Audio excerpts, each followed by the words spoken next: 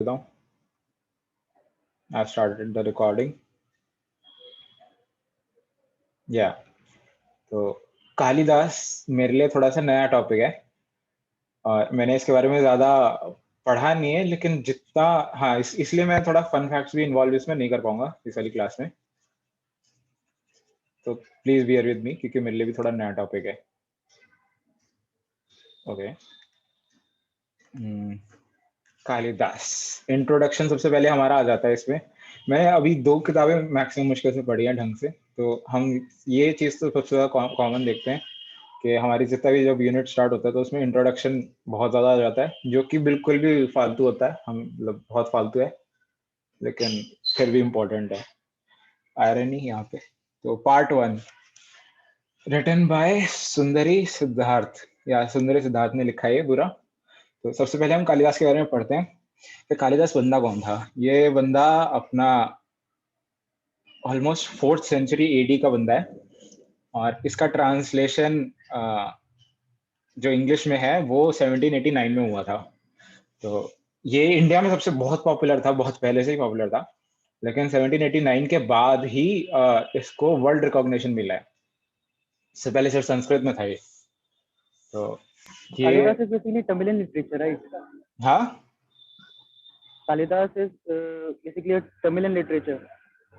ये अपना क्या कहता था, ये एपिक्स उठाता था। एपिक्स से जो बढ़िया बढ़िया स्टोरीज होती थी ना, उसको थोड़ा सा तड़का लगा के, थोड़ा सा स्पाइस अलग से ऐड करके एक प्ले टाइप ऑफ बना देता था, प्ले या पोम। संस्कृत में ही करता था ये काम, संस्कृत और प्रकृत के डायलेक्ट में। लेकिन फिर भी बहुत इंटरेस्ट से सुनते हैं लोग इसको। ठीक है, तो अभी हम सबसे पहले पॉइंट्स पे फोकस करते हैं। तो unparalleled reputation as a poet all over the world, या तो अभी पूरी दुनिया में विख्यात बंदा है ये। Original work in Sanskrit and old dialects of प्रकृत, या तो संस्कृत और प्रकृत के डायलेक्ट में इसका मेनली हम काम देखेंगे। हाँ, his works got recognition abroad in 1789 AD।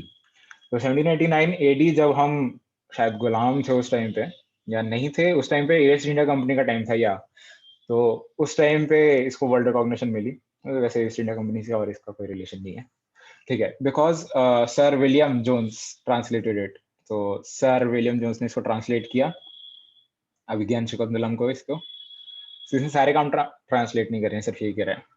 तो विलियम्स जोन्स जी ने लैंग्वेज बैरियर तोड़ दिया था, या इनने लैंग्वेज बैरियर तोड़ के काफी ज्यादा पॉपुलर कर दिया था इसको, ग्लोबलाइज हो गया था ओवरऑल ये।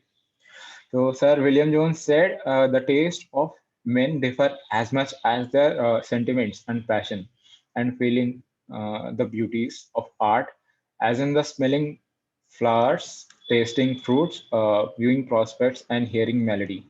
तो ओवरऑल ना जितना भी हम ये पूरा पूरा पढ़ेंगे लिटरेचर, अब हमारा मेन सॉलिड पार्ट आ जाता है। अभी तो हम महाभारत की कहानियां देख रहे थे, थोड़ा इंटरेस्टिंग अगर फैक्टर था। अब यहाँ पे ना लिटरेचर की ब्यूटी और उसको अलग अलग तरीके से डिफाइन करने की बारी आ गई है। तो जहां तक हम लड़कों की बात है, जो इमोशंस से बहुत दूर है, हमें थोड़ा सा ना ध्यान लगा के सुनना चाहिए अब। तो क्योंकि अब हमारे लिए मुश्किल हो जाएगा, तो अब हमें समझना पड़ेगा कि पैशन क्या होता है, ब्यूटी की फीलिंग और स्मेलिंग ऑफ फ्लावर्स में क्या ब्यूटी होती है। इमोशंस पे आ जाओ अब। Every individual must be guided by his own sensation and the incommunicable association of his own ideas. तो ओवरऑल वही वाली बात है कि फील करना स्टार्ट कर दो अब एक एक चीज को, पैशन को, लव को। तो वर्क ऑफ आर्ट है ये अभिज्ञान शकुंतलम। जैसे अपनी वही थी, महाभारत में भी यही था, यही सेम लैंग्वेज यूज करी थी कि ये भी वर्क ऑफ आर्ट है, अब ये भी वर्क ऑफ आर्ट है। A good work of art is the source of joy, या you have to feel it, it's a source of joy. This enjoyment is term as rasa, rasa, जो कि रस है। तो ये टर्म यूज करी गई है इसके लिए संस्कृत में। क्वेश्चन, तो what makes a good work of art? अच्छी आर्ट की क्या खूबियां होती हैं? तो उसमें 4 पॉइंट हमारे मेन इंपॉर्टेंट है। ये मेरे को लगता है शायद ये 5 नंबर का क्वेश्चन आएगा, अगर 5 नंबर के क्वेश्चन हैं तो। नहीं तो एक साथ वैसे अपना क्वेश्चन पेपर मैंने देखा था, जैसे उसमें 15 या 10 नंबर के क्वेश्चन थे। तो मेरे को लगता है ये शायद एक पार्ट ऑफ क्वेश्चन के साथ आ जाएगा, और उसके बाद और उसके बाद ऐड करके कुछ ऐड हो जाएगा उसमें। तो ये जो 4 पॉइंट है इनको एलाबोरेट खुद ही करा जा सकता है, क्योंकि इतना तो हमने थिएटर और वो ड्रामा देखे है और स्कूल में शायद किया भी होगा। तो फर्स्ट पॉइंट है props provided by the poet.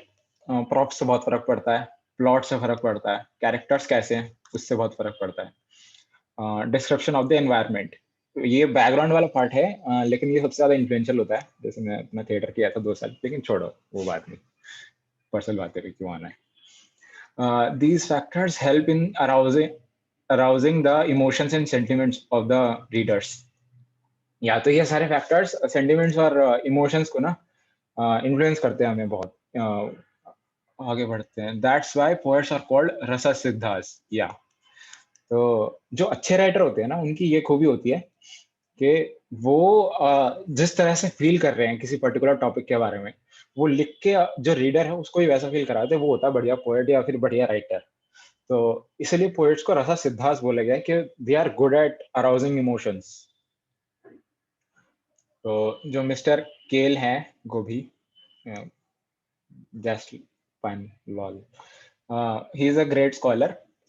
He said he brought Sanskrit poetry to its highest elegance. कौन? यहाँ पे कालिदास की बात हुई है, ही पे। तो संस्कृत पोएट्री को एकदम पीक पे ले गया था ये बंदा। His style pure and artificial, बहुत ही प्योर है इसका स्टाइल। इसमें मतलब ज्यादा कुछ भी कॉम्प्लेक्स इतना भी नहीं है, चीजें बहुत इमोशन से जुड़ा हुआ है। ओवरऑल कॉम्प्लेक्स आइडियाज पॉलिटिक्स से ऐसा कुछ रिलेटेड नहीं है। वैसे आगे हम पढ़ेंगे, लेकिन मैं पहले से बता देता हूँ, इसमें इसकी स्टोरीज में रोमांस और हीरोइक स्टोरीज होती हैं जनरली, ये दो जॉनरा यूज करता है ये। अभिज्ञान शकुंतला में तो इसने ये यूज किया। Kalidas is poet of nature.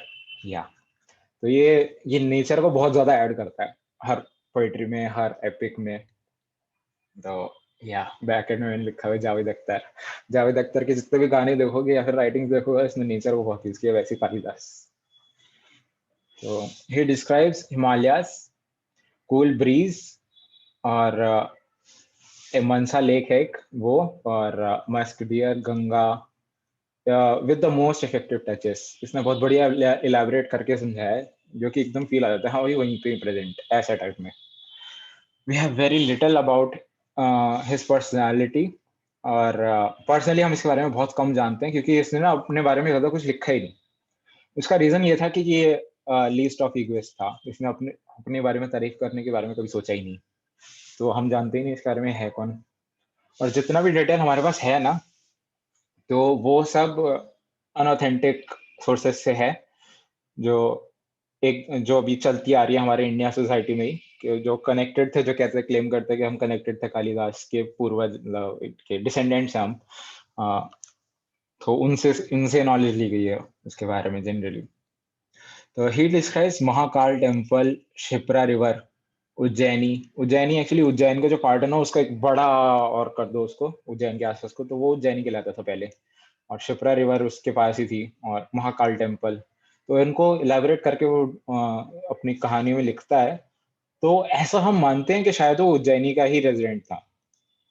अभी भी क्लियर नहीं है, हमें ऐसा लगता है, और ये अगर लगता है तो हमें मानना ही पड़ेगा, क्योंकि ये हमें नहीं लगता, ये राइटर्स को लगता है यहाँ पे। तो ही was a Brahmana by caste and devout worshipper of Shiva. तो शिवा को बहुत ये पूछता था। हमने महाभारत में भी स्टार्टिंग में पढ़ा था, एक रिमेम्बर नोट्स में, कि शिवा के बारे में एक अलग से लिखा था व्यास ने।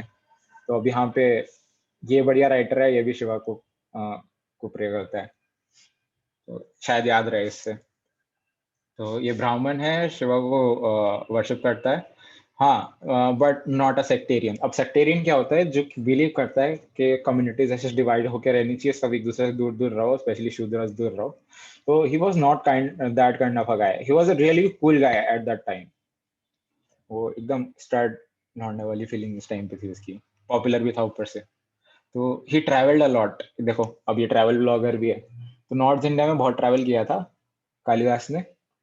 और डॉक्टर भाव दाजी, अब मेरे को हिंदुस्तानी भाव याद आता है, लेकिन छोड़ो। अब डॉक्टर भाव दाजी says he is the only poet who describes the living saffron flower. अब सैफरन फ्लावर को उस टाइम पे एक्सप्लेन करने वाला एक इकलौता पोएट है और वही उसको ढंग से डिस्क्राइब कर सकता है जो एक्चुअली में कश्मीर का है, क्योंकि ये कश्मीर का पौधा है। तो एक अपने कालिदास भाई ट्रैवलिंग में बहुत इंटरेस्टेड थे। His description is like that of an eyewitness, yeah, एकदम आई विटनेस जैसे डिस्क्राइब किया, तो हम मानते हैं कि इसने ट्रैवल बहुत किया है। ही एडवाइजेस, या तो इनने ना फील्ड स्पोर्ट्स के बारे में बहुत डिस्क्राइब किया, बहुत उसके बेनिफिट्स बताया, उसको इंडोर्स भी किया है। अगेंस्ट लव मैरिज, या तो ये बंदा वैसे तो बहुत ही बढ़िया है, कूल है, स्टड लौंडा है, लेकिन ये लव मैरिज के अगेंस्ट था। और लेकिन ऐसा नहीं है कि वो फेमिनिज्म में भरोसा नहीं रखता था, वो औरतों को भी सपोर्ट करता था। Most generous sentiments towards the fair sex actually females को बोलते हैं, अगर नहीं पता हो तो, लेकिन एनीवेज आगे बढ़ते हैं। acquaintance with Vedas, philosophy of Upanishads, Bhagavad Gita, BG short में, पुराणास, योगा, वेदांतिक मेडिसिन, और रूडिमेंट्स ऑफ एस्ट्रोनॉमी, या बहुत पढ़ा लिखा आदमी भी था। इनने वेद भी पढ़े थे, फिलोसफी ऑफ उपनिषद भी पढ़े थे, भगवत गीता भी पढ़ी थी, पुराण, योग, वेदांतिक मेडिसिन, ये सब पढ़ के बैठे थे। या तो रूडिमेंट्स क्या होता है? Rudiments actually important basic stuff को बोलते हैं, मतलब बेसिक्स क्लियर थे एस्ट्रोनॉमी के। There were many poets by his name, या तो उस टाइम पे ना कालिदास के नाम पे बहुत सारे पोएट्स लिख रहे थे, और कालिदास का असली नाम कालिदास था ही नहीं, वो इसका पेन नेम था। तो वो सेम पेन नेम बहुत सारे लोग यूज कर रहे थे, लेकिन हम सिर्फ 7 वर्क्स देखते हैं जो कि हमें ऐसा लगता है कि वही उसके हैं। तो उनमें से 3 प्लेस थे, 2 एपिक्स थे, और एपिक पोम्स, और 2 लिरिकल पोम्स थी।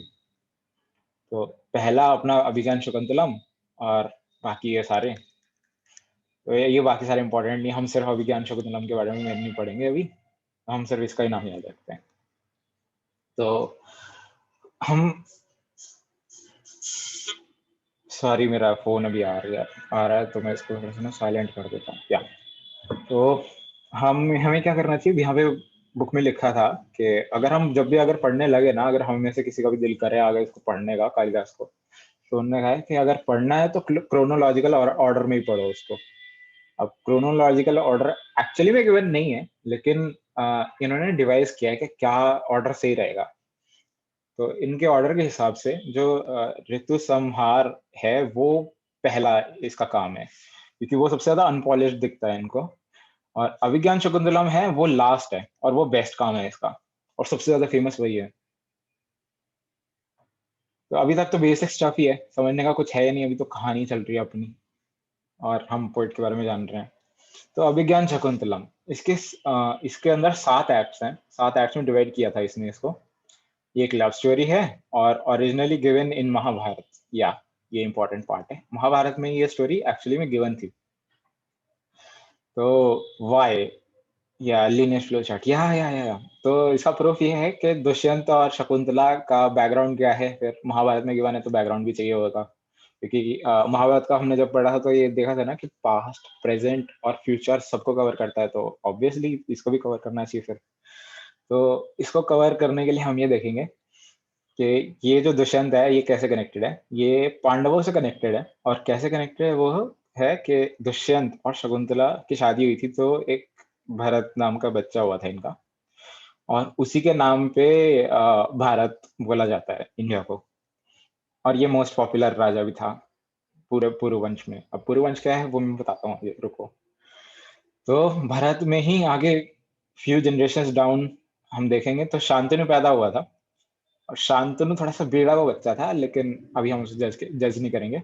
और फिर शांतनु से फिर वो भीष्म, और फिर जो आगे पिछले चैप्टर में फ्लो चार्ट दिखाया था वो आगे कंटिन्यू।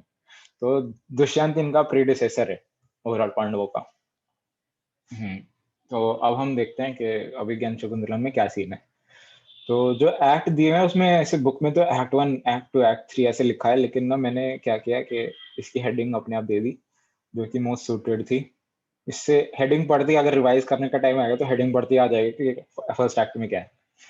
तो फर्स्ट एक्ट का है headline, hunting and Hermitage visit. तो क्या रहा कि अभी तो मैं ओवरऑल बेसिक बेसिक स्टफ पहले ही सुना देता हूँ, बाद में एक्ट को फोकस करेंगे। तो अपना एक टाइम ऐसा था कि दुष्यंत राजा ना बहुत अपना पीसफुली रहता था, राज करता था, तो बोर जब हो जाते थे ऐसे राजा पीसफुल किंगडम में, तो वो आर्केड के लिए जाते थे। आर्केड क्या होता है? हंटिंग। तो हंटिंग के लिए एक बार गया राजा वन में, तो वहां पे एरो शूट करने लगा वो, तो एक दिख गया उसको एंटेलोप। अब यहाँ पे हमें, अगर हम पढ़ रहे हैं तो कोर कोर्स में, तो स्टार्टिंग में वो एंटेलोप दिया हुआ है, लेकिन जितना मैंने महाभारत में पढ़ा था वो डियर था। और इन्होंने आगे जो मेन टेक्स्ट है, जो बड़ा टेक्स्ट है, उसमें भी डियर लिखा हुआ है। तो हम डियर याद कर ले तो ज्यादा अच्छा रहेगा मेरे हिसाब से।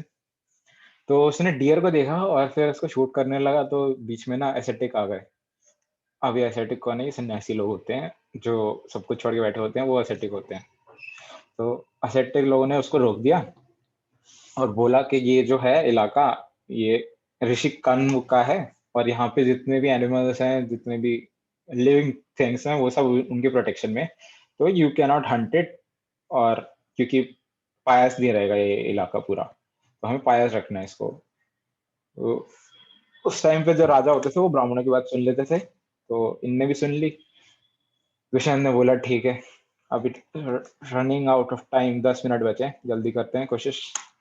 उन्होंने कहा कि ठीक है, अभी हम हंटिंग नहीं करते। तो उन्होंने सन्यासियों ने बोला कि बहुत बढ़िया काम किया आपने, एक बार में बात सुन ली, तो आप कुछ ब्लेसिंग मांग लो। उन्होंने कहा कि हाँ, आप अपनी मर्जी से दे दो। तो सन्यासियों ने कहा कि तुझे एक ऐसा बेटा पैदा होगा जो बहुत ज्यादा फेमस हो जाएगा, तेरे से भी आगे निकलेगा। तो वो राजा भरत था। तो आगे बढ़ते हैं, वो अंदर हर्मिटेज में गए। हर्मिटेज वही इलाका है जो, जहाँ पे सन्यासी लोग रहते हैं अपनी इंडिपेंडेंटली। तो ऋषिकन्या के हर्मिटेज में जाके देखा कि ऋषिकन्या तो है नहीं, वो तो गए हुए हैं। वो किस लिए गए थे? वो शायद लिखा है कि नहीं, आई डोंट रिमेम्बर कोर में, लेकिन वो गए थे, शकुंतला का कुछ गृह दोष था उसकी कुंडली में, उसकी वजह से उसकी शादी नहीं होती थी, तो उसके लिए कुछ करने गए थे उपाय। तो फिर राजा दुष्यंत गया, तो शकुंतला और उसकी दो बेस्टीज जो थी, वो वहां पे प्रेजेंट थी। उन्होंने उसको सर्व किया। तो पहली नजर में ऐसा जादू कर दिया वाली कहानी हो गई। शकुंतला बहुत पसंद आ गई राजा दुष्यंत को, और शकुंतला को भी ऐसा लगा, ओ माय गॉड, इतना हैंडसम आदमी। यहाँ पे एक और फैक्टर हमें याद रखने वाली बात है कि जैसी वो हर्मिटेज के अंदर गया था, उससे पहले उसने अपने जितने भी रॉयल जो ब्रेसलेट और वो सब, अपना धनुष बाण सब कुछ बाहर रख दिया था। और जिन लोगों के साथ वो हंटिंग के लिए गया था, चैरिटी और वो सब लोग जो भी साथ में थे, उनको बाहर ही कह दिया था, बाहर रुक जाओ, मैं अंदर जा रहा हूँ। तो शकुंतला को यहाँ पे नहीं पता कि ये राजा है। तो इनकी, इन दोनों के आंखें मिली और पहली नजर में जादू हो गया था और प्यार हो गया। तो फिर बातें बातें होने लगी इनकी, क्यूरियस थे एक दूसरे के लिए। तो राजा दुष्यंत को पता लगा कि ये ऋषि कनु की बेटी तो नहीं है, लेकिन अडॉप्टेड है, और क्षत्रिय भी है। अब क्षत्रिय कैसे, बाद में बताऊंगा। तो ऐसा होता था कि पहले के इंटरकास्ट मैरिज होती नहीं थी। क्षत्रिय है तो क्षत्रिय से शादी करेगा, और ब्राह्मण है तो ब्राह्मण से शादी करेगा। तो इसको मजा आ गया सुन के, अरे वाह क्षत्रिय, अब तो अपनी डील फाइनल। तो उसकी दो जो बेस्टीज थी, एक एक का नाम था अनसुईया, एक का नाम था प्रियंवदा। तो वो भी वहां पे प्रेजेंट थी। तो he got to know she is क्षत्रिय, या suitable bride, या didn't reveal identity, या तो फिर बाद में अपने राजा ने आइडेंटिटी अपनी रिवील नहीं करी, उससे निकलवा ली सब, क्योंकि वो ज्यादा बोलती होगी ऑब्वियसली। तो पता लगा कि वहां पे आश्रम के आसपास ही हाथी ने ना हैवक मचा रखा है पूरा, कलेश वलेश कर दिया हाथी ने। तो उनको वहां से जाना जाना पड़ेगा। तो जब वो जा रहे थे, तो उस टाइम पे वो दोनों प्यार में थे, और शकुंतला उसको आंखों वाले साइन दे रही थी, मतलब लॉन्ग गेजेस दे रही थी। तो हमें यहाँ पे सोचना चाहिए कि वो पूरी फ्लैट हो चुकी है। हम्म, या तो अभी हम थोड़ा सा एंसेस्ट्री देख लेते हैं कि शकुंतला क्षत्रिय कैसे है। किसी ने यहाँ पे शायद नाम ना सुना हो, लेकिन विश्वामित्र नाम के एक ऋषि हुआ करते थे, जिन्होंने राम जी को ट्रेन किया था। लेकिन उससे पहले विश्वामित्र ऋषि बनने से पहले वो एक राजा थे। तो टेक्निकली वो एक क्षत्रिय थे, लेकिन अब वो राज ऋषि बन के बैठे थे। तो क्षत्रिय होने के तौर पे शकुंतला को भी क्षत्रिय होना चाहिए। अब अगर सुनना चाहते हो तो शकुंतला पैदा कैसे हुई, उसकी स्टोरी सुननी है तो बताओ, सुनाओ क्या? वैसे कोर्स में नहीं है वो। इंटरेस्टिंग है तो बता दो। हाँ, काइंड ऑफ इंटरेस्टिंग है कि मतलब बहुत गलत हुआ बेचारे विश्वामित्र के साथ। ऐसा क्या रहा कि शकुंतला पैदा हो गई। सीन क्या था कि अपनी क्या अरे कुछ चैट में लिखा है, बता दे भाई। Okay thanks. या तो विश्वामित्र जब राजा था तो उसने ना सब कुछ छोड़ छाड़ दिया और जाके वन में तपस्या करने लग गया। और तपस्या करने की वजह से उसके अंदर कुछ कुछ पोटेंट एनर्जी, को स्पिरिचुअल एनर्जी आनी स्टार्ट हो गई। और एक टाइम ऐसा हो गया कि वो बहुत ज्यादा ही पावरफुल हो गया। और इंद्र अ, देवताओं का राजा होता है, डेमीगॉड्स का राजा होता है, उसको ना जेलेसी होने लग गई क्योंकि अब विश्वामित्र की पावर उससे एक्सीड करने लग गई थी। तो ऐसा क्या रहता है, जो इंद्र है ना, हम बहुत सारी स्टोरीज में देखते हैं, बहुत जेलस काइंड ऑफ गाय है। तो उसको जेलेसी होने लग गई। उसने क्या किया, अपने एक राज नृत्य की, मतलब एक रॉयल डांसर थी मेनका, उसने उसको भेज दिया कि तू जा विश्वामित्र का जो जो तपस्या कर रहा हो वो उसको भंग करके आ। तो उसके सामने वो बहुत नाची, बहुत नाची, लेकिन वो तपस्या से हिल ही नहीं रहा। फिर एक दिन पूरा बहुत एक्स्ट्रा एफर्ट दिया मेनका ने, तो विश्वामित्र ने अपनी आंखें खोली और वो भी सेड्यूस हो गया। और सेड्यूस होने के बाद फिर ऑब्वियसली कुछ कुछ काम हुए जिसकी वजह से मेनका प्रेग्नेंट हो गई। फिर कुछ टाइम बाद विश्वामित्र को होश आया कि भाई ये हो क्या रहा है, मैंने तो इससे पूछा नहीं है कौन। तो फिर मेनका को रिवील करना पड़ा कि इंद्र ने भेजा था मेरे को, आई एम सॉरी, ये मेरी गलती नहीं है, इंद्र ने भेजा था, उसको पूछो। लेकिन विश्वामित्र को गुस्सा बहुत आ रहा था, तो उसने किसी की नहीं सुनी। उसने बोल दिया तू निकल, अभी मैं कुछ करूं, श्राप दे दूं, उससे पहले निकल, पहली फुर्सत में। क्या हुआ भाई चैट में? काफी देर बाद होश आया। पहल एनीवेज मैं आगे स्टोरी सुनाता हूँ। तो उसने कहा पहली फुर्सत में निकल। उसने कहा मैं तो प्रेग्नेंट हूँ। कहता मैं नहीं जानता, तू जा यहाँ से, मेरे को गुस्सा आ रहा है। तो उसको मेनका को एट लास्ट जाना पड़ा। और जब वो देवलोक गई तो उसको देवलोक में एंट्री से मना कर दिया क्योंकि वो प्रेग्नेंट थी। और देवों में प्रेगनेंसी वगैरह फैक्टर ऐसे मान नहीं जाते कि नहीं, प्रेग्नेंट है तो क्या नाचेगी, तो निकल। तो फिर मेनका बाहर ऐसे वनों में भटकती रही। फिर शकुंतला पैदा हुई। तो शकुंतला के पैदा होने के बाद ऋषि कन्व को शकुंतला को दे दिया गया मेनका द्वारा। और फिर मेनका फिर देवलोक चली गई। तो ये sad story of her parents. और अबैंडन हो गई बेचारी शकुंतला पैदा होने के बाद। विश्वामित्र भी शायद नहीं जानते होंगे उसको, और मेनका तो छोड़ गई आ गई। तो सैड स्टोरी। एनीवेज आगे बढ़ते हैं। शकुंतला हमारी क्षत्रिय है। और स्क्रॉल स्क्रॉल क्यों नहीं हो रहा है ये? तो यहाँ पे एक्ट 2 देखते हैं। Dushyant talks to his friend. या तो अब क्या होता है कि किंग की हालत खराब है। वो अपने अपने फ्रेंड से बात कर रहा है। वो लव सिक है, कोर्ट जेस्टर है उसका फ्रेंड, उसके कोर्ट में काम करता है। तो वो लव सिक है, परेशान है। तो क्या कर रहा है उसका फ्रेंड कि उसको डाइवर्ट करने की कोशिश कर रहा है। तो लेकिन वो डाइवर्ट हो नहीं रहा। तो किंग ने ऑर्डर किया कि कोई भी डिस्टर्ब नहीं करेगा उस हेर्मिटेज को जहाँ पे ऋषिकन में रहते हैं, क्योंकि ऑब्वियसली वो बता नहीं रहा रीजन। वो वो नहीं चाहता कि शकुंतला को कोई डिस्टर्बेंस हो। तो वो बैकग्राउंड में वो जो क्या होता है, वो असली मर्द वाली बात हो रही है। आगे हम देखते हैं। हाँ, तो उसने क्या किया उसके बाद, ऐसे ऐसे ऑर्डर दिए कि वहां पे कोई कुछ नहीं करेगा, डिस्टर्ब नहीं करेगा उस हेडमिटेज को। उसके बाद उसने रिवील कर ही दिया अपने फ्रेंड के आगे कि he has a crush on Shakuntala. तो उसके बाद उसने अपने कंपेनियन से पूछा कोई तरीका है उस हर्मिटेज के आसपास रहने का। तो जितने उसने पूछा उतने में ही वहां से हर्मिटेज से ऋषि लोग आ गए कि हम ना सैक्रिफिशियल राइट्स कुछ करने वाले हैं, मतलब हवन वगैरह।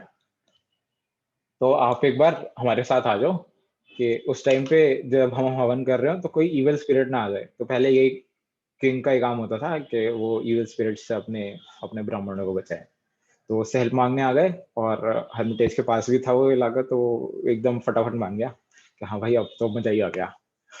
तो क्योंकि अब उसने अपने फ्रेंड को सीक्रेट इसलिए बताया था ताकि वो उसकी हेल्प करे वहां पे पास रहने में।